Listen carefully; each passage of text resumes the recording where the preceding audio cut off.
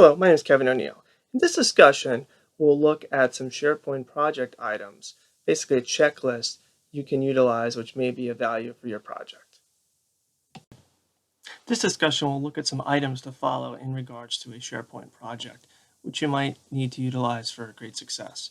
So in this case here is you definitely want to make sure you have some kind of clear scope of what the project is going to entail and essentially what it's going to cost. Another item you want to look at, you definitely want to plan out all your features, functionality, servers, architecture that you can utilize, plan for growth. You're definitely going to want to create a project plan. Typically, Agile is the best project plan, in my view, for this. Other thing you want to do is you definitely want to build and then develop what's been requested and what's needed in the environment.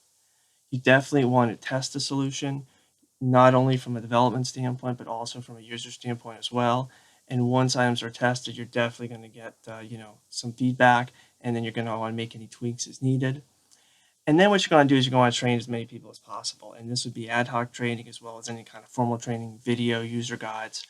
And then basically, essentially, when everything's done, you definitely want to deploy the project, and then you want to get some kind of sponsor sign off. And then essentially, you're going to maintain the system throughout its life cycle of it being utilized. And then one of the final items you definitely want to do is you always want to be on the lookout for any kind of new versions, patches, new functionality, and features that you can essentially put into the environment.